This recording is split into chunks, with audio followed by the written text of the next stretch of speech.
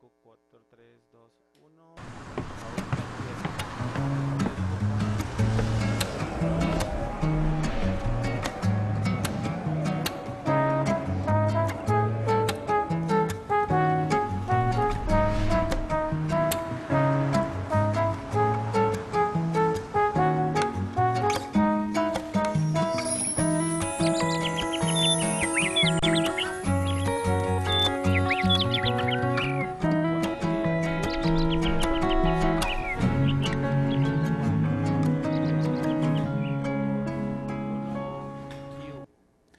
Bienvenidos a Espacio Público, soy Álvaro Pop y de nuevo es un verdadero gusto, un placer tener esta comunicación interactiva, este intercambio que durante un año hemos venido realizando en Espacio Público. Hemos dicho, con ser honestos basta, y ese es el inicio de esta comunicación, ese es el inicio de esta construcción que durante un tiempo venimos desde TV Maya desarrollando. Espacio Público tiene el gusto este año en un nuevo proceso de trabajo, empezar precisamente teniendo como invitado muy especial este también nuevo ciclo de gobierno, nuevas expectativas 2012, en un trabajo que probablemente trae significativos desafíos y retos, y con la idea de explorarlos, identificar la situación de los pueblos indígenas en ese contexto al doctor Fernando Carrera. Él es el secretario de Planificación y Programación de la Presidencia de la República. Bienvenido, Fernando. Es un gusto tenerte en el programa. Y precisamente un cierre de ciclos, me parece, porque venís de escenarios y de tareas internacionales, luego nacionales en sociedad civil, ahora en el gobierno. ¿Qué significa este recorrido en términos personales para iniciar un poco conociéndonos? Sí, bueno, muchas gracias, Álvaro, por la invitación. Bueno, yo siempre me he hecho esa pregunta. ¿Qué significa haber estado en tantos escenarios diferentes? Como mencionaste, pues estuve muchísimos años trabajando en Naciones Unidas. Trabajé en el país, pero trabajé con Naciones Unidas acá en Guate. Y bueno, volví a salir del país y cuando volví otra vez decidí más bien insertarme en espacios de la sociedad civil. Y ahora pues empezando unas labores de gobierno que estando en Naciones Unidas siempre estuve muy cercano a muchísimos gobiernos, pero nunca me tocó bailar con ella, solo la vi a la distancia. Así que es también un aprendizaje diferente. Para mí es un ejercicio de ciudadanía, si quieres verlo, ¿no? Yo creo que para mí el referente principal es cómo entender mi vida como un espacio para construirme como ciudadano del mundo desde el punto de vista del trabajo internacional y como ciudadano guatemalteco en particular, ¿no? Una de las cosas que realmente permite este ejercicio, este ciclo de tareas que me estás mencionando, nos parece y me parece en lo particular, es la comprensión y el entendimiento del país. Muchas veces desde el gobierno o desde la comunidad internacional o desde la sociedad civil se tiene particularidades de esa realidad.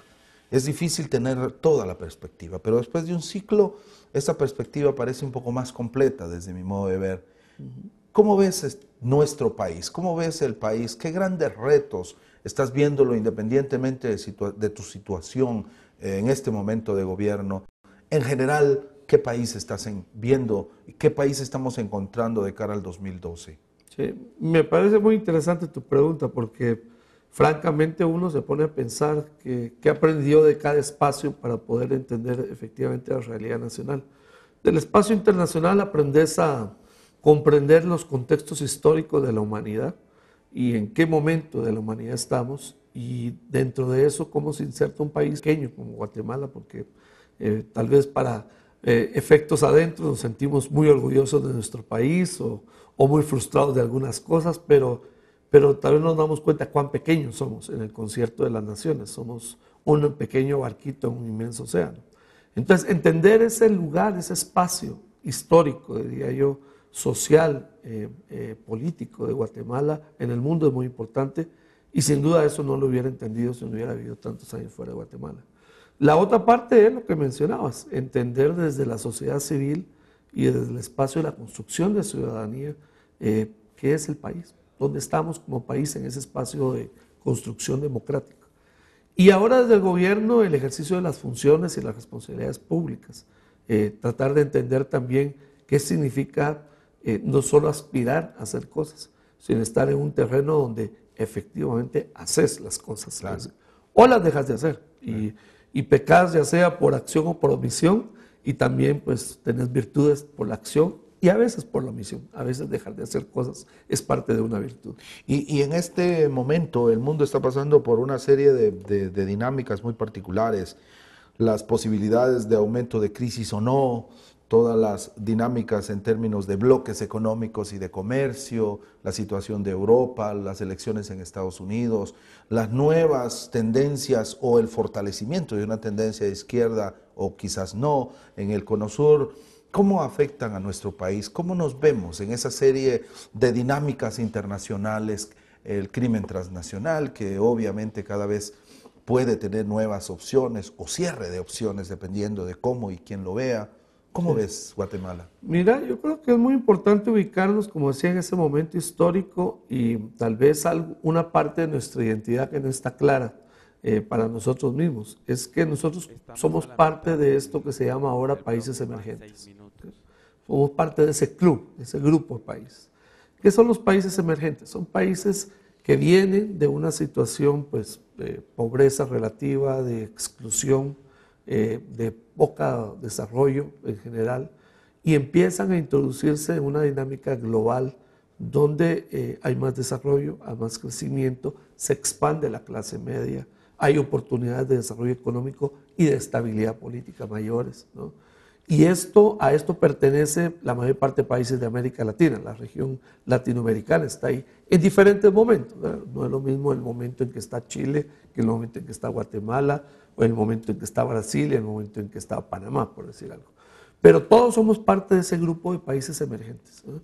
Y somos, de alguna manera, aunque tengamos mucha pobreza en Guatemala y mucha exclusión, somos, por alguna manera, la clase media mundial. ¿Okay? Somos parte de la clase media mundial. No somos un país rico, pero no somos un país pobre tampoco, ¿no?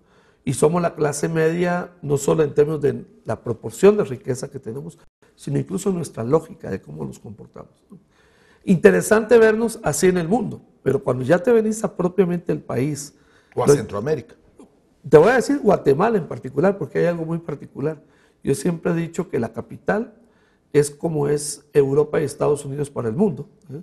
Y el interior es el país emergente. O sea, si uno tiene que ver dónde está lo emergente en Guatemala, dónde está la diferencia, dónde hay dinamismo, dónde hay muchos cambios. Los cambios grandes de los últimos 10 años no están en la capital, están en el interior del país. Entonces, cuando vemos un país emergente, habría que desdoblarnos y decir, y emergente en el interior particularmente. Ese es un punto verdaderamente interesante porque ver el país desde el interior y verlo desde una emergencia puede ser uno de los capitales más importantes que tiene Guatemala. ¿Te parece que este es uno? ¿Cuáles serían los otros? Mira, definitivamente el tema de entender que el interior, llegó el momento del interior, voy a ponerlo así, el cambio de Bactún, para ponerlo en los tiempos históricos mayas, tiene que ver con la emergencia del resto de la Guatemala profunda, que estuvo excluida históricamente, que a 20, 30 kilómetros de la capital o de la antigua, en el periodo colonial, la capital colonial, pues ya no había más país, pues ahí se acababa el país se concentraba en un espacio geográfico realmente muy pequeño. Yo creo que el cambio de época es que surge el interior y empiezan a surgir dinámicas económicas del interior, donde la gente, por ejemplo, en el interior, ya no es como hace 30 años, donde la gente decía, me voy para la capital. La gente, si se quiere ir a algún lado, se va para Estados Unidos. Pero se esa va para el norte, ¿no? esa dinámica de, digamos, de cambio, de ver en términos de lo positivo, como estás diciendo, llegó el momento del interior, esa situación no es muy lenta en términos de transformación de vida de las comunidades y de los pueblos. Sí. Nuestras pobrezas y nuestras deudas históricas como sociedad hacia un importante sector de la población aún se mantienen y quizás es todavía muy lento, y por eso no lo sentimos tanto. Sí. Fíjate que yo creo que más bien es un poco diferente. Yo siento que la percepción de que el país no está cambiando la tiene la capital, no el interior. Yo creo que el interior tiene una conciencia de cambio muy alta, ¿no? Y además de cambio muy rápido. Te voy a decir, yo pienso que lo que está sucediendo en el interior cambia tan rápido Claro, que son los tiempos que uno llama históricos y no los tiempos humanos. Yo Claro, siempre he dicho porque que si el vemos tiempo el humano tema- de 30 años es muy corto, toda una vida para un ser Toda una humano. vida, claro. Pero para la historia 30 años no es nada. Es decir, Corea, todo el mundo te dice Corea, el milagro coreano. Claro. Bueno, el milagro coreano se construyó de 1960 a 1990, 30 años. O sea, ese es el proceso. Digamos que nosotros estamos empezando a renacer en el 2000 y sin duda alguna renaceremos aún más en el 2012 y 2000 en adelante. 30 años. ¿Dónde estaremos en el 2032 para ponerle en una perspectiva histórica? Una pregunta muy interesante que yo le pondría un apellido. En esas emergencias del interior del país, en donde el tema rural es fundamental, pero también el tema de los pueblos indígenas, la realidad de los pueblos indígenas. ¿Cómo ves en ese enfoque que me parece muy valioso del momento del interior, rescatando tus palabras, de la Guatemala profunda? ¿Cómo ves a los pueblos indígenas en términos de emergencia o no? Sin duda alguna son la parte más dinámica de ese dinamismo, en mi criterio. Yo creo que nada está cambiando más que las comunidades mayas. Realmente está en un proceso de transformación acelerado en un porcentaje alto. Lo que pasa es que hay dos velocidades en el agro, y en el agro indígena en particular. Está la velocidad del cambio acelerado, donde los motores son las nuevas, económicamente hablando, los nuevos productos de exportación, el comercio, las remesas y las dinámicas que eso genera en términos de consumo en el interior, el comercio interno que hay, porque se ha generado corrientes de comercio interno muy grandes. Es ver un mercado hoy y verlo hace 10 años en Cobán, por decir algo. Claro, pero es un mercado y es una lógica de comercio muy intensa, cada vez más intensa, por recursos económicos que vienen por las remesas o por incluso probablemente el narcotráfico, crimen organizado, qué sé yo. Pero esto ha significado nueva situación de vida para las comunidades. Empieza a vivirse algo diferente. Yo, por ejemplo, siempre doy un indicador importante que es el piso educativo, de cuánta educación debe tener un niño, ya se movió. Hoy tenemos la mayor parte de familias creyendo que hay que moverse a un piso de primaria completa, por lo menos. Y efectivamente todo un desafío en torno a las políticas y a las decisiones de gobierno, reconocer esa emergencia del interior, el tema de la ruralidad, el tema de los pueblos indígenas. No hemos solucionado gran cosa, pero puede que estemos empezando a hacerlo. Así que con eso terminamos este primer bloque. Regresamos después de unos mensajes muy interesantes.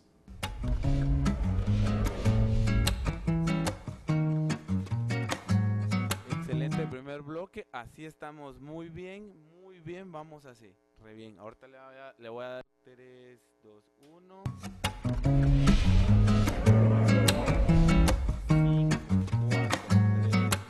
1, Q. Estamos de nuevo en Espacio Público, su espacio, el espacio de comunicación, el desafío de intercambiar impresiones para construir ese país con reconocimiento de multiculturalidad, reconocimiento de pueblos indígenas, con la lucha por hacer digna la vida de los guatemaltecos y las guatemaltecas en un país que se merecen, un país en el cual queremos que la prosperidad sea de todos, tanto como el florecimiento de las culturas que siempre hemos tenido y las que siempre también serán bienvenidas. El día de hoy estamos hablando con el doctor Fernando Carrera, precisamente de lo que estamos encontrando y de lo que podemos enfrentar, y hemos visto un enfoque que creo que hay que tomarle especial atención y ojalá en términos de gabinete de gobierno un interés en ejecutar ese momento del interior. Pero ya aterrizando precisamente en la administración pública, en el papel que como secretario de planificación tenés en este momento responsabilidades muy precisas en esa búsqueda de acciones que permitan hacer cambios. ¿Pero cambios de qué? Que quisiéramos hacer una evaluación de lo que heredaron, de lo que se encontraron.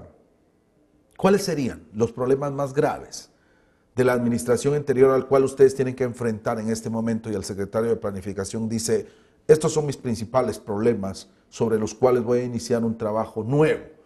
Lo nuevo ha llegado, dijo el presidente. ¿Cuál sería esos problemas a los cuales hay opciones nuevas con esta administración? Sí. Mira, yo pienso que hay una reflexión por un lado, de que era importante continuar con los avances en la política social, pero como bien se dijo, había que darle institucionalidad y transparencia a esa gestión de lo social. Y yo te diría que la palabra transparencia tal vez sería la palabra más adecuada para decir el tipo de desafío que le damos. O sea, había muchos manejos, han habido muchos manejos opacos en la administración pública. Para ser justos, pues no es una característica estricta del gobierno del presidente Álvaro Colón, pero también en el gobierno del presidente Álvaro Colón esa ausencia de transparencia estuvo ahí presente. Pero lo bueno de la política social, a pesar de su falta de transparencia, es que también revivió en el debate nacional la necesidad de la inversión pública en la gente más pobre del interior. Bueno, fue de las administraciones que más invirtió en ese sentido en lo social. Así es, y lo que habría que hacer, como hemos dicho, pues darle continuidad a eso, Que es por todo un un lado reto con en el términos desafío de de montos. transparencia, por el lado de la transparencia. El otro desafío paralelo a eso, y conectando con lo que veníamos hablando en el bloque anterior, es el tema del desarrollo rural y el combate del hambre. Decíamos que bueno, había un problema de emergencia del interior. Esa emergencia necesita cierta mano del Estado, ¿no? Y para la gente más pobre, esa mano se tiene que manifestar en particular en reducir la desnutrición. El hambre es de lejos, el hambre y la desnutrición, el principal limitante para el desarrollo de los pueblos indígenas en general y de la gente en la ruralidad del interior del país en general. Entonces ahí uno encuentra un desafío muy grande. Y paralelo con eso, lo que llamaríamos el manejo sostenible de la pobreza, el poder reducir sosteniblemente la pobreza. Y para eso está pues toda la propuesta de desarrollo rural, donde se combinan ideas sobre cómo mejorar lo que se ha llamado la economía campesina de sobrevivencia, la producción de alimentos básicos, etcétera, con lo que deberían de ser también las inversiones estratégicas de un sector privado más desarrollado, más estructurado, con mayor capital, ¿no? Que también necesita de alguna manera invertir y convertirse en un actor del desarrollo del interior del país. Y en el interior del país, ¿dónde se ha pensado desde el plan de gobierno y desde las ideas nuevas que están llegando, las tuyas en lo particular, pero las del gabinete en general y del señor presidente de la República, dónde en lo rural habría que hacer inversiones? Porque hay inversiones, digamos, en el Polo Chique y en algunas otras regiones que incluso están entrando en algún tipo de crisis o han entrado en crisis con lo que los habitantes locales han creído y han pensado o han percibido de lo que viene. Sí. Yo pienso que hay que entrar con un enfoque territorial, claramente, e ir de lo municipal a lo regional, diría yo. Tal vez con algunos apoyos desde lo departamental, pero es muy importante recuperar el concepto de regiones en Guatemala. Y que desde lo municipal, en el marco de regiones, mancomunidades, podríamos llamarle, como muchos le dicen, en esos espacios regionales, construir soluciones desde esos espacios regionales. Y eso implica pues las inversiones que había dicho en el desarrollo social, particularmente los impactos sobre el tema de la pobreza, y los impactos sobre el tema del hambre y la desnutrición, para tener nortes muy claros de dónde estás impactando. Es ingresos, por supuesto, es condiciones de vida en general, pero particularmente condiciones nutricionales, que es un piso mínimo para el desarrollo de cualquier comunidad y ser humano y familia, ¿no? Si no existe ese piso nutricional, y en eso hemos fallado mucho como país, en no darnos cuenta cuán grave es, cuánto como lastre representa la desnutrición para nuestro país. Y cómo eso afecta a las comunidades mayas en particular. Sí, y no darnos cuenta ha significado situaciones como la migración. La migración hacia Estados Unidos y la migración campo-ciudad es una de las realidades más fuertes de nuestro país.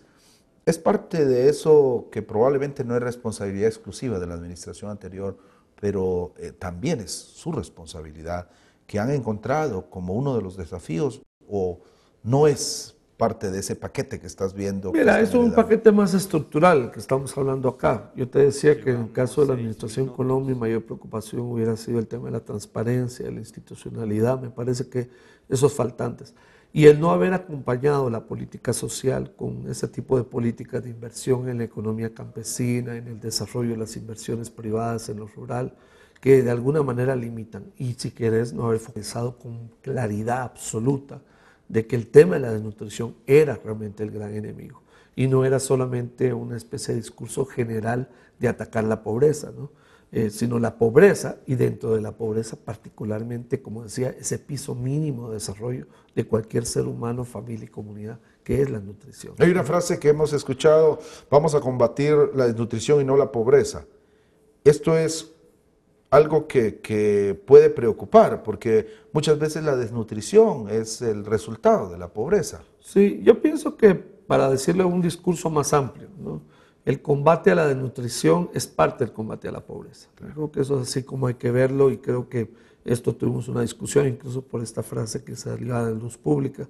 En general, la perspectiva que se tiene dentro del gobierno es que el combate a la desnutrición es uno de los elementos del combate a la pobreza, y tal vez la diferencia está en que queremos focalizar y ponerle atención a la desnutrición, cosa que no se ha hecho en el pasado. Pero eso no significa abandonar otras tareas, que es lo que se llama a nivel de gobierno el desarrollo rural, ¿no? El desarrollo rural es estas tareas más integradas, de una manera más estratégica, donde no solamente entra la política nutricional o la política social de acompañamiento con transferencias, sino también entran las inversiones estratégicas públicas y privadas para permitir que el campo salga adelante.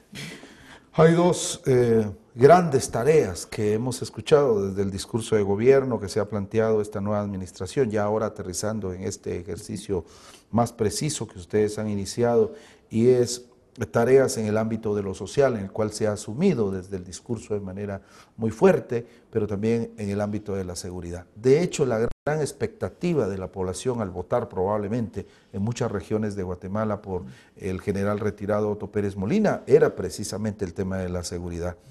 Dos desafíos que necesitan muchísimos recursos económicos. Es la reforma fiscal y lo que implica y la cantidad que van a recaudar de más, capaz de enfrentar las necesidades de dos desafíos como los tiene, o, para resumirlo, ¿les va a alcanzar la plata para ambas cosas? Tal vez dos observaciones. Si la pregunta es si lo que se piensa va a generar la reforma tributaria es suficiente para poder movilizar recursos, obviamente no. ¿Okay? Eso tiene una respuesta: obviamente no. ¿Okay? Pero entonces, ¿de qué estamos hablando? De dos cosas. Una es de que el financiamiento del Estado no es solamente el problema de los impuestos. Hay más aspectos del financiamiento del Estado que hay que trabajar. Y el financiamiento público pasa, por un lado, por el mejor uso del patrimonio público que el Estado tiene, y también por una ampliación de la seguridad social, por ejemplo, que es un elemento normalmente de financiamiento público importante. La seguridad social tan pequeña, de tan baja cobertura en Guatemala, impide que haya mayor inversión pública en Guatemala. Claro. En la mayor parte de países, de hecho, las contribuciones a la seguridad social pública se consideran parte de la carga tributaria, es parte de lo que uno considera carga tributaria. Y cuando uno compara la carga impositiva de tributos más la seguridad social en Guatemala, es cuando uno se da cuenta cuán mal está Guatemala, porque no es solamente lo bajo que pagamos tributos, es lo poco que recogemos en seguridad social. Entonces, esos factores para decir que el financiamiento no es solamente la tributación, y que si dependiéramos exclusivamente de la tributación, no es suficiente el paquete tributario. Necesitamos pensar más estratégicamente en el financiamiento público. La otra parte es lo que dice el pacto fiscal en la propuesta que se está levantando, que es que no solamente es un problema de ingresos, es un problema de gasto también. Claro. Y es un problema de gasto transparente que nos permita, como ciudadanos y como país y como gobierno, tener la certeza que los dineros se están utilizando para los fines que se está diciendo que se están utilizando, y no para enriquecer individualmente a ninguna persona privada. Eso por un lado. Y otra parte muy importante, que haya una calidad en ese gasto, hay un impacto con ese gasto. Y ahí estamos trabajando fuertemente en la propuesta que está en la reforma fiscal, en la propuesta fiscal, de una mayor coordinación entre CGPLAN y el Ministerio de Finanzas, para que podamos vincular mejor lo que es presupuesto con resultados. ¿Sí? Hay una posición que hemos escuchado alrededor de la informalidad. La informalidad igual pueblos indígenas igual necesidades que atender por parte del Estado, pero no hay recursos que se recogen gracias a esta informalidad. Una lógica que cuestiona incluso la posibilidad de seguir ayudando las necesidades de un país en su conjunto, porque no hay recursos, porque hay informalidad, y en consecuencia hay que aumentar trasladar la informalidad a la formalidad. ¿Cómo enfrentar ese dilema, toda esa compleja relación en el cual se reconoce que los pueblos indígenas están en mucho en la informalidad, no por evadir, sino por realidades del Estado, que ha segregado las economías, las lógicas de vida de las comunidades rurales, particularmente indígenas. Sí.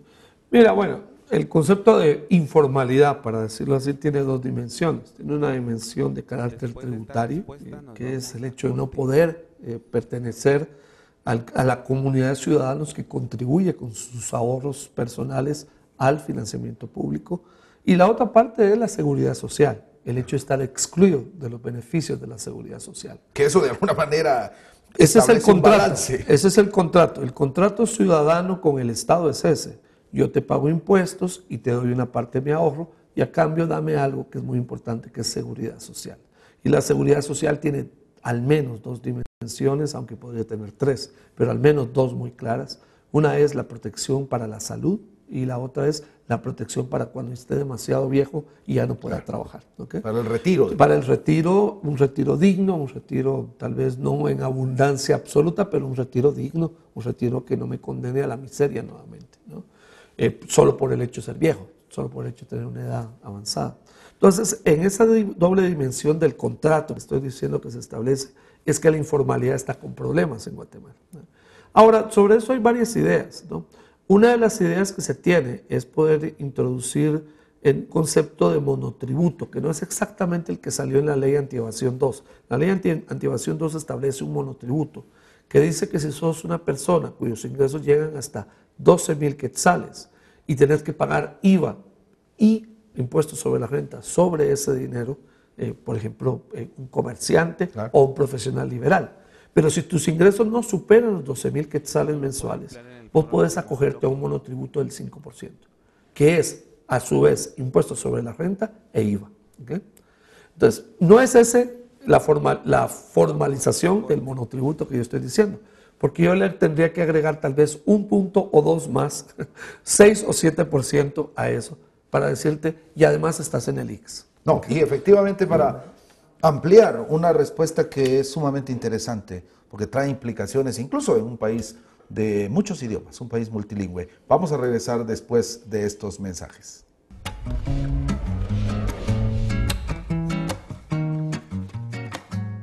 Vamos muy bien, muy bien. Permítame.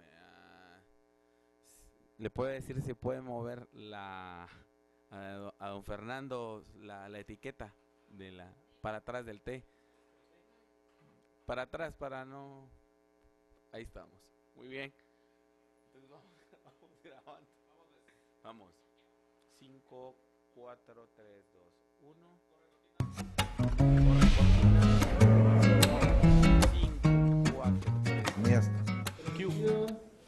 Estamos en espacio público de nuevo, hablando precisamente de los desafíos del nuevo gobierno y estamos escuchando algunas ideas precisamente alrededor de lo fiscal, alrededor de la tributación y las responsabilidades que esto implica.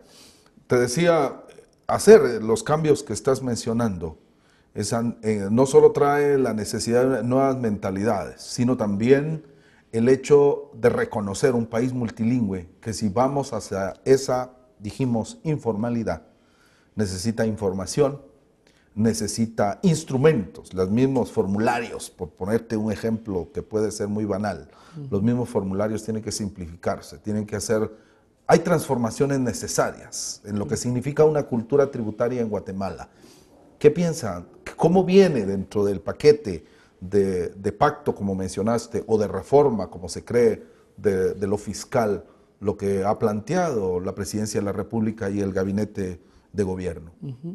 Mira, yo pienso que hay un tema, a ver, voy a irme un poquito más atrás. Me parece que poder hacer avanzar en particular derechos culturales y la integración en la diversidad cultural de la cultura maya en toda la dimensión en Guatemala, el poder potenciarla, ¿no? Pasa por varias cosas, donde la cultura tributaria es un elemento, pero es un elemento de la cultura ciudadana, llamémoslo así. A mí me parece que la tributación no es un tema económico, es un tema de ciudadanía. ¿Okay? Y al ser un tema ciudadano, la tributación, uno aprende a tributar y uno se incorpora al mundo de la tributación en la medida en que se siente parte como ciudadano. Y hay un enfoque integral donde entran los derechos culturales, los económicos, los políticos, los civiles, ¿no? toda esa gama de humanidad a la cual se le ha negado históricamente derecho a los pueblos mayas, ¿no? Entonces yo creo que, por decirlo así, me parece que un primer elemento para avanzar en cultura tributaria es avanzar en cultura ciudadana en general. Me parece que eso es muy importante y enmarcarlo dentro de esa visión. Entonces ahora los derechos culturales y la cultura tributaria y otros elementos se ven diferentes, ¿no? Voy a ponerte un caso muy concreto. ¿Por qué los catalanes y los vascos en un país como España pueden reclamar con mucha vehemencia su espacio dentro de España, su espacio diferenciado? No fuera de España, pero dentro de España, claro, su espacio diferenciado. ¿Por qué es posible que eso suceda? Bueno, básicamente porque ellos han articulado en torno a una identidad cultural un sentido de progreso económico, ¿okay? Los dos grandes motores de la economía española son Cataluña y el País Vasco. El País Vasco como un centro financiero y Cataluña como un centro comercial e industrial, ¿okay? Y esto les da un peso relativo frente a otras comunidades dentro de la misma España muy importante. Por decirlo así, son más grandes de lo que parece. Pero efectivamente ahí una de las cosas que entonces tenemos que rescatar y nos da toda la razón, y creo que estamos empatando probablemente las ideas y las reflexiones, y es que hay una realidad de pueblos indígenas que está casi haciendo superar indicadores económicos cuando hablamos de las remesas, y que mucho más del 50% de la población guatemalteca en Estados Unidos que envía esas remesas son indígenas. Esto nos llevaría a exigir cosas, porque precisamente ahí hay una cantidad importante dentro del marco de la economía y, como muy bien has mencionado, de motores de economía, y luego toda la participación en la economía doméstica, por mencionar, por decirlo de alguna manera, igualmente lleva a estas consideraciones. Con lo cual, la efectividad de una reforma también implica estas participaciones en términos de lo que has llamado los derechos culturales, pero que aquí en términos de ciudadanía cruzan y se encuentran. Entonces sí es posible pensar en que esta reforma pudiera traer estas posibilidades que aumentarían la base, por usar palabras del señor presidente. Sí, yo pienso que traería ese espacio. Yo pienso que, vamos a ver, las reformas que se están trayendo a nivel fiscal, yo diría a nivel de política pública en general, pues si uno dice en Guatemala vamos a tratar de reducir la desnutrición, va a ser imposible sin focalizar esto en los pueblos mayas, porque son los mayores contribuyentes. El municipio de mayor contribución a la desnutrición como porcentaje de su población infantil está en Huehuetenango, y creo que casi toda la población es MAM.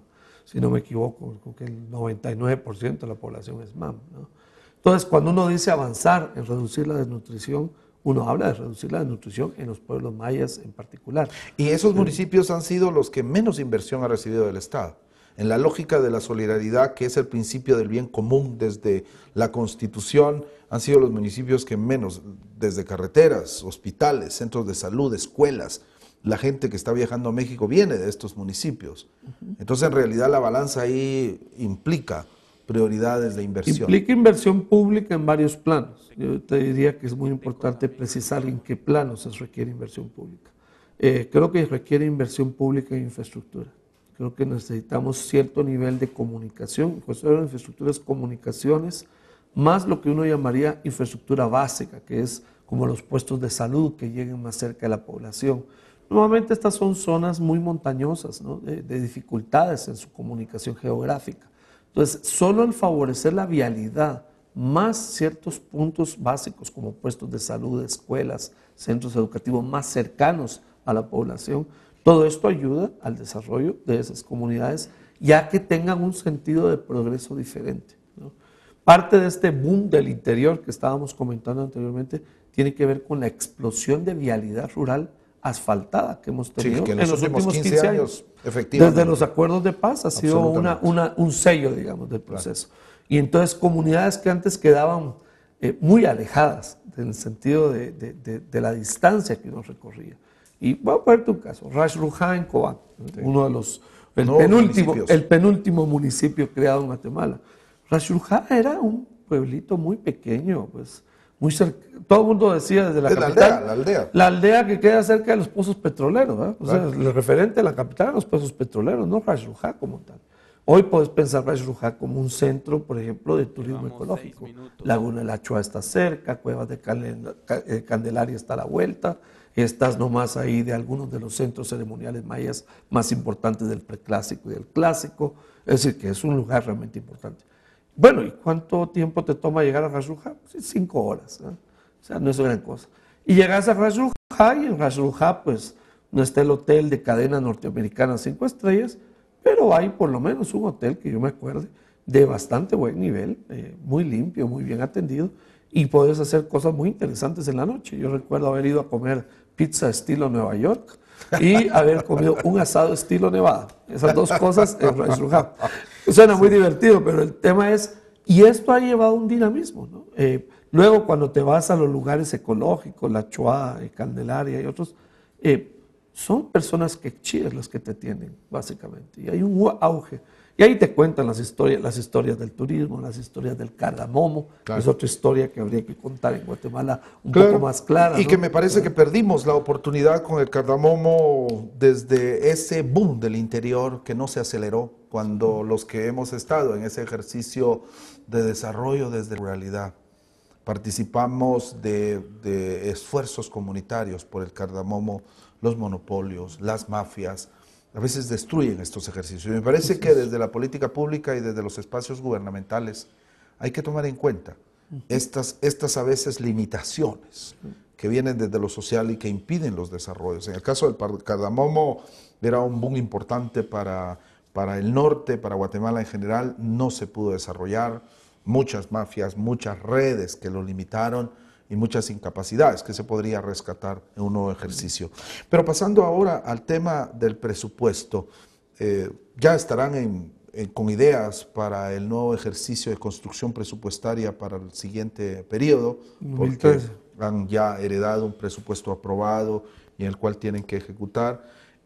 Pero, ¿qué ideas nuevas trae el presupuesto 2013? ¿Cómo has pensado, ya que tienes una responsabilidad muy grande en la preparación de ese ejercicio? ¿Cuáles serían lo novedoso del presupuesto 2013? Sí, voy a decirlo de una manera un poco paradójica. Lo novedoso es seguir haciendo lo mismo, pero hacerlo mejor y hacerlo bien. Lo novedoso es no abandonar un camino. En Guatemala cambiamos de prioridades como cambiarnos de ropa. Claro. Eso es un error en temas de desarrollo. Lo novedoso es seguir haciendo lo mismo y hacerlo mejor. Llevar más educación, llevar más salud, permitirle la nutrición y el desarrollo de las personas en todo su potencial, apoyar el desarrollo rural que habíamos hablado, tanto de la economía campesina como de las inversiones privadas. En términos de presupuesto, eso significa, digamos, más asignación a Ministerio de Agricultura, Educación, Salud, más a lo que tienen ahora. Más y mejor, te diría yo. Muy importante el mejor. Yo siempre insisto que parte del proceso de construcción de la institucionalidad es cómo vamos mejorando la calidad del gasto, porque eso sí es una prueba de desarrollo. El hecho que con los mismos recursos podamos sacarle más provecho a esos recursos. Y yo creo que si uno le apuesta a la institucionalidad, uno logra esos resultados. Aumentará el presupuesto, obviamente. Va a aumentar por razones obvias. Primero, porque hay inflación y entonces eso te hace aumentar la masa total. Y va a aumentar también por razones de la recaudación fiscal y de otro tipo de elementos que podrían estar.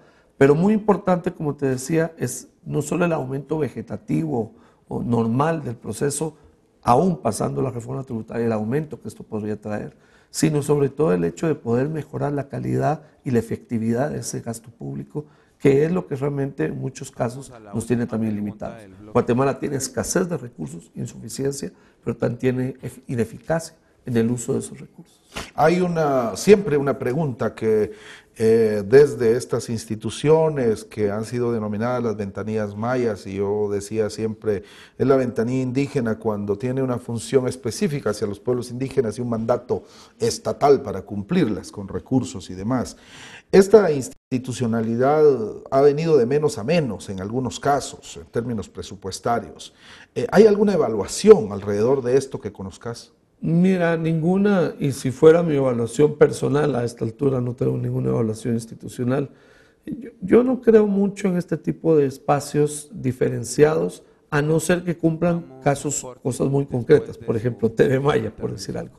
tiene un espacio muy concreto de diferenciación. La Defensoría de la Mujer Indígena. La Defensoría de la Mujer Indígena, tal vez. La Comisión Presidencial contra el Racismo.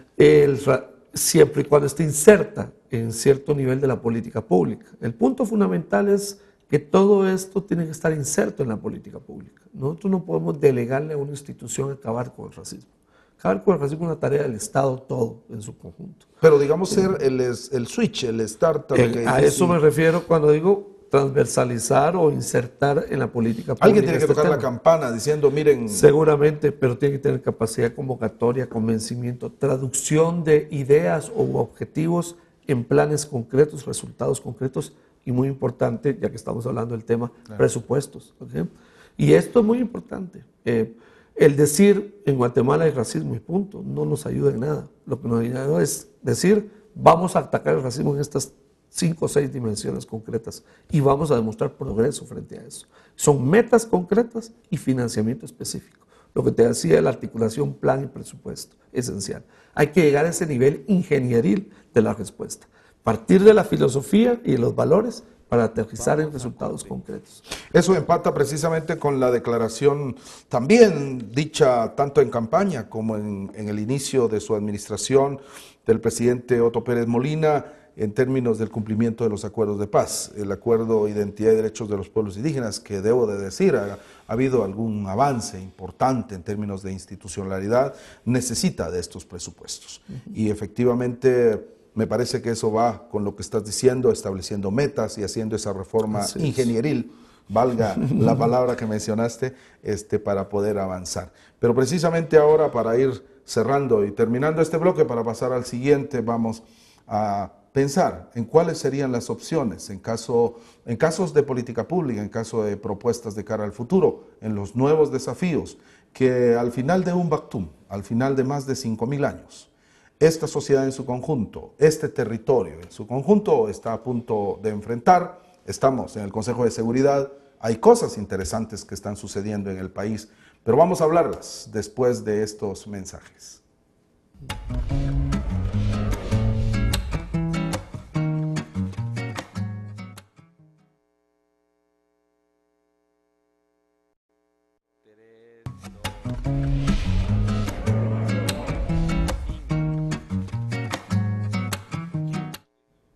Estamos de vuelta en Espacio Público en en el cuarto y último bloque.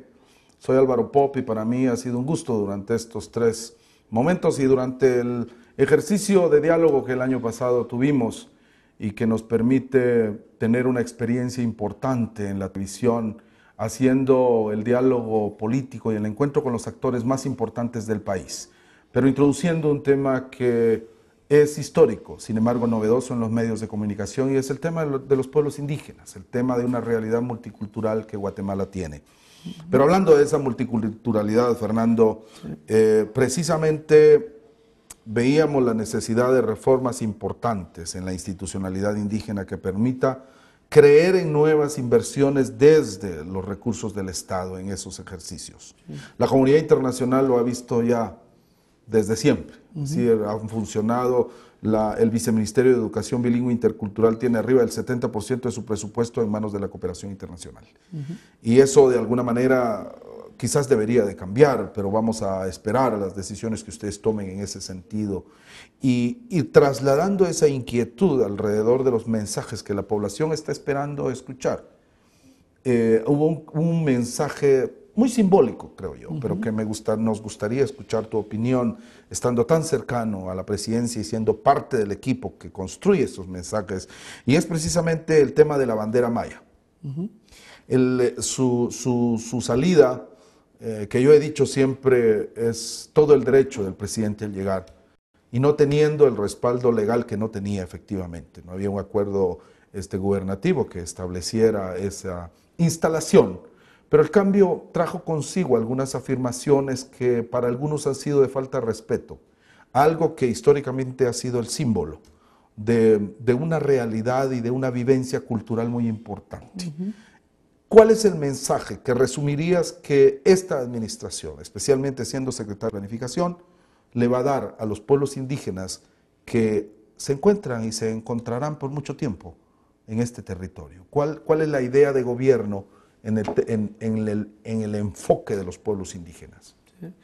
Mira, es un poco complejo. Yo te diría que en el seno del gabinete, unas cosas que yo noté de entrada era pues el escaso peso, digamos, de representantes directos de personas que vienen de los pueblos mayas. Que esa iba a ser mi segunda pregunta, pero aprovechamos para unirlas. Ese es un tema que a mí por lo menos me llamó la atención. Yo obviamente no entré al gabinete pensando quiénes son los otros encargados de ministerios o secretarías, sino que bueno, básicamente entendí algunas que me parecían importantes, particularmente el caso del Ministerio de Finanzas, que con Pavel Centeno tenemos una amistad y un entendimiento político muy alto.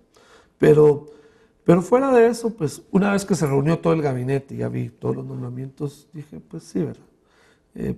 Los mayas son más que esto en este país. Y no es un tema únicamente de representación étnica, yo no creo en eso, yo creo que es un tema de la construcción precisamente de la Guatemala que queremos. Es importante que nos escuchemos en nuestra diversidad y que aprendamos a dialogar en esa diversidad. Para mí es significativo, por ejemplo, en un tono contrario, el movimiento, por ejemplo, del Ministerio de Gobernación. A pesar de que muchos han señalado el tema de que Mauricio López, el ministro de Gobernación, pues tiene varios exmilitares cercanos. Pocos se han preocupado por decir cuántas personas mayas tiene alrededor, y son muchísimos, y muchas son mujeres, dicho sea de paso. Y esto no es un simbolismo. Eso es muy interesante. Eso es una visión. Porque sabíamos de la viceministra de Asuntos Comunitarios, la ingeniera Dinora Yash. Así es, pero tiene varios cuadros cercanos y asistencias directas de él personales, que son personas que vienen de los pueblos indígenas. Y esto, como te digo, no es un simbolismo. Esto es un entendimiento por parte del ministro de Gobernación de también comprender la diversidad del país. Y cuando estuve pensando mucho también en el tema de subsecretarios en planificación, al final encontré una fórmula para poder dar una salida a varias preguntas que habían sobre los subsecretarios, pero sí, a mí me hace falta más mayas dentro de ese plan, me hace falta muchísimo. ¿Okay? Siendo una persona que viene de la sociedad civil y de espacios donde siempre interactuamos con, no digo dirigentes, grandes pensadores mayas, te puedo incluir dentro de esos sin que tengas que excusarte en la pantalla, pero mucha gente como tú y como otros, ¿no? Grandes amigas y amigos de los pueblos mayas. O sea, ya pasó esa época en que uno decía, mira, si uno quisiera incluirlos, pero no hay talentos, ¿verdad? No hay profesionales. Por favor, hoy tenemos infinidad de profesionales talentosísimos mayas para ocupar espacios. ¿Y esto puede irse mejorando en el devenir del ejercicio de gobierno? Yo pienso que debería ser algo que deberíamos de mandar una señal. Y que para mí parte del... A ver, el Bactún, el cambio a Bactún, es un renacimiento, sí, para Guatemala, pero es un renacimiento en particular para los pueblos mayas. O sea, aquí yo creo que el cambio a milenio nos lo podemos apropiar muchos, en un sentido espiritual, si queremos, y cultural, por ser parte de un país que tiene dentro de sus varios ascendentes, un ascendente muy importante de la cultura maya. Pero sin duda alguna es un renacimiento para los pueblos mayas, sobre cualquier cosa. ¿Okay? Y dentro de ese renacimiento de los pueblos mayas es un renacimiento para Guatemala, una oportunidad de renacer para Guatemala, para acabar con la pobreza, para acabar con la exclusión histórica, para acabar con el racismo, para acabar con esta noción de ciudadanos de primera y de segunda, o ciudadanos y no ciudadanos, que ha sido la construcción histórica sobre la cual la Guatemala republicana se trató de identificar y que definitivamente tiene que quedar en el pasado. Entonces, para mí el cambio de Bactún es ese espacio de encuentro y de renacimiento de los pueblos mayas, y dentro de ese renacimiento de los pueblos mayas, el renacimiento de Guatemala. Y precisamente hablando de ciudadanías, hay un tema que ha preocupado nacional e internacionalmente, y es precisamente la lógica de las consultas, el tema minero, especialmente en las regiones de mayor población indígena. Hemos escuchado las diferentes opciones de montos o los diferentes montos que van a aumentar términos de regalías, las empresas que están haciendo extracciones en Guatemala. ¿Cómo empata esta nueva negociación con estas empresas y los ejercicios de consulta? ¿Cuál es la propuesta gubernamental de cara a la lógica de la minería en Guatemala versus el tema del turismo, de la comunidad y del Bactún? ¿Cómo se ve estas nuevas participaciones, diría yo, en la lógica de las emergencias que has mencionado? Yo esperaría que el diálogo con las comunidades mayas en torno a su desarrollo no se circunscriba única y exclusivamente al tema de la minería, o minería sí o minería no, para ponerlo de alguna manera. Yo creo que hay muchas cosas que discutir como sociedad y como comunidades y como territorios. Pero esto tiene impactos significativos, o sea, sin duda alguna, sin duda alguna tiene un impacto importante, pero lo que yo quisiera decir es que la agenda en la mesa debe ser más amplia. Y dentro de ese contexto, ver qué es lo que contribuye o no la minería a ese proceso. Es una agenda de desarrollo, en mi criterio, es una agenda de construcción y de debería de ser. Debería ser eso. Entonces, venimos de una historia de conflictividad, todos lo sabemos, pues parte de la historia de la discriminación y de exclusión es generar conflictividad. La conflictividad no es hija de la antojadiza de la vida, es hija de cosas muy concretas. Los países mejor integrados socialmente, obviamente, están basados en principios de, como decías anteriormente, solidaridad, y yo agregaría justicia social en ese marco. Y entonces esos marcos de justicia social, de equidad, de solidaridad, permiten el diálogo y la construcción de opciones.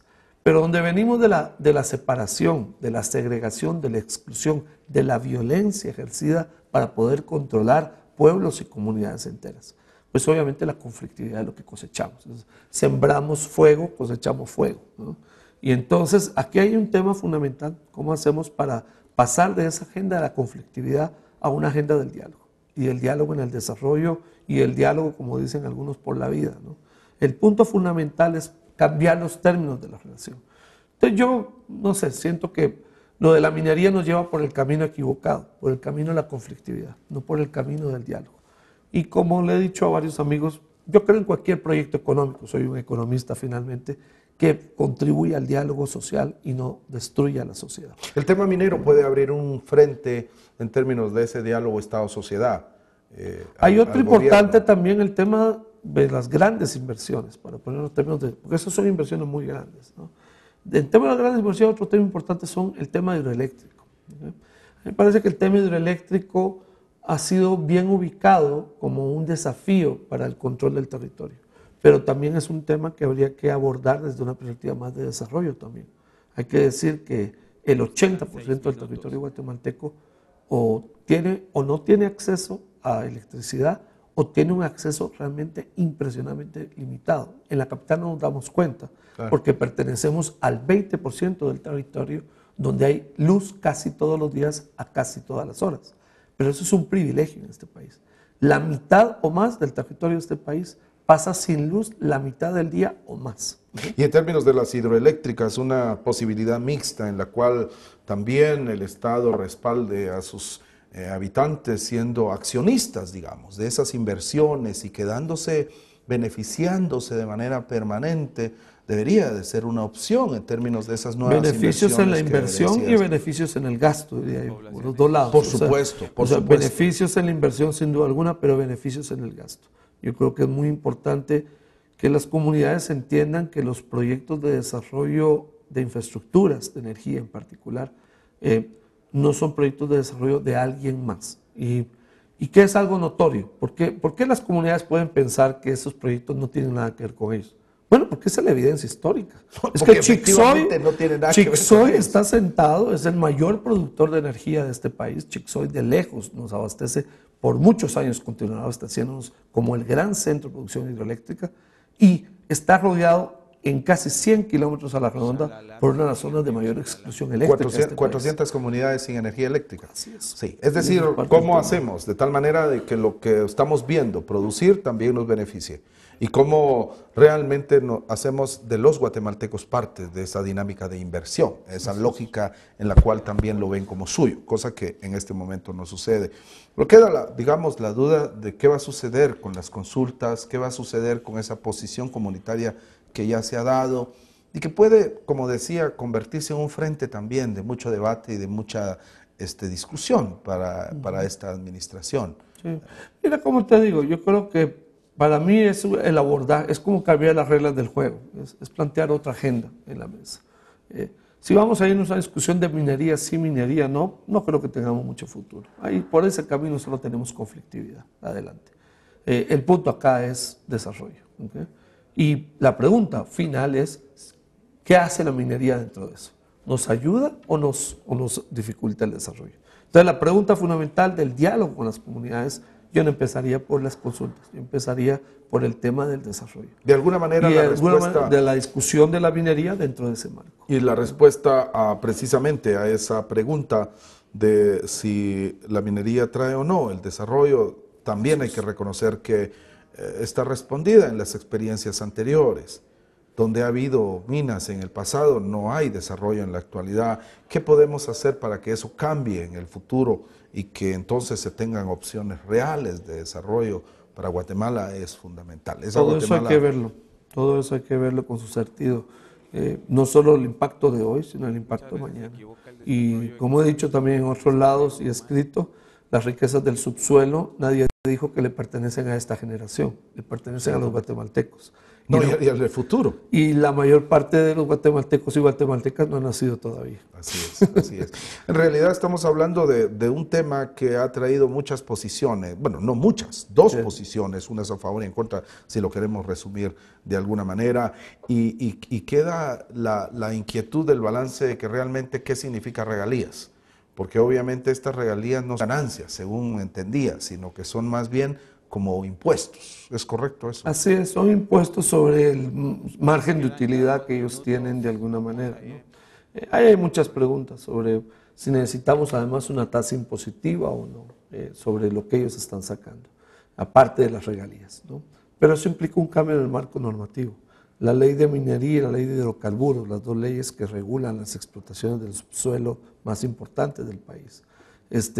Las dos tienen sendos problemas para establecer un diálogo diferente al que hemos tenido hasta este momento con las industrias extractivas, ¿no? Como se les llama. Un diálogo diferente, precisamente esa es la idea que queremos incluso impulsar desde Espacio Público y empezamos diciendo, con ser honestos basta, porque en realidad a partir de esto se pueden hacer grandes construcciones. Después del ejercicio en gabinete de gobierno, siendo secretario de planificación, ¿qué te gustaría dejar como la marca? Cuando piensen en Fernando Carrera, que estuvo en CGPLAN, ¿cuál es de entrada lo que te gustaría dejar como marca? Haber apoyado a consolidar la democracia. Eso ha sido todo mi trabajo desde siempre y lo haré en CGPLAN o donde esté siempre. Y la posibilidad del diálogo entre ministerios, ¿cuál desafío es? ¿Cuál desafiante es? La estructura del gobierno en términos del Ejecutivo ha tenido limitaciones serias en términos de ese diálogo. Se ha dicho que las planificaciones no se respetan en términos de inversiones, en términos de acciones, en términos de prioridades. ¿Cuál desafiante es para el trabajo que vas a empezar y para lo que has visto en este poco tiempo, en estos más de 15 días? Sí. ¿Cómo ves? Mira, siempre va a estar como tema, pero vuelvo a lo sustantivo. ¿Qué es lo que va a transformar a Guatemala? A Guatemala la va a transformar la democracia, no la va a transformar ninguna otra cosa. Mientras tengamos un sistema político democrático y una convivencia, una cultura democrática viviente, el país va a tener oportunidades de cambio, de avance y progreso. La democracia ha probado ser un instrumento de desarrollo, contrario a lo que mucha gente piensa, que hay que volver a ver modelos dictatoriales de desarrollo. Guatemala pertenece a los países emergentes que apuestan a la democracia como sistema político para avanzar. Y no es una ingenuidad, es una certeza. Brasil es una vibrante democracia y avanza en su desarrollo. La India es una vibrante democracia y avanza en su desarrollo. Y tanto Japón como Corea, que no siempre fueron vibrantes democracias, han encontrado por la vía del desarrollo la consolidación de la democracia también. Y yo creo que este es un tema fundamental. Yo creo que nosotros no debemos de desviarnos de ese camino. Y siempre está la tentación autoritaria y siempre la tentación de desviarnos, siempre la idea de que hay un camino más fácil que la democracia. La democracia es el camino, esa es la que nos va a mostrar la ruta del desarrollo, la ruta del reconocimiento de la pluralidad, la ruta de la construcción de la ciudadanía. Muchos desafíos, un sendero, el sendero de la democracia y efectivamente pensar que en la medida, como decía, la misión indígena de observación electoral, más participación indígena, mejor democracia, porque precisamente dejar de tener ciudadanía de diferentes niveles y un solo ejercicio de ciudadanía es parte de lo que tenemos que buscar y transformar en una sociedad que ha sido bastante desigual, sino de las más desiguales en América Latina, muy desigual, porque igual en términos de indicadores competimos con todo el mundo. Así es. Y nos gusta siempre decir constantemente lo malo que estamos, pero también las partes buenas, esas emergencias. Yo creo que esa podría ser una conclusión importante de este diálogo con el secretario de Planificación. Los desafíos están puestos sobre las mesas, pero reconocer esas emergencias que nos van a convertir en posibilidades para las transformaciones más sostenibles. Eso es parte de lo que tenemos que seguir y darle continuidad. Muchísimas gracias por estar con nosotros. Estamos precisamente en Espacio Público iniciando un nuevo momento, a la espera de ese cambio de tiempo, en un calendario que ha sido muy exacto y que el 21 de diciembre estará iniciando de cero, un nuevo momento y un nuevo ciclo de constantes cambios, en un mundo que está cambiando, como muy bien nos lo ha mencionado Fernando, y en el cual Guatemala es parte, obviamente, de esas lógicas de transformación. Muy buenas noches, muchas gracias por estar con nosotros y nos vemos la próxima semana.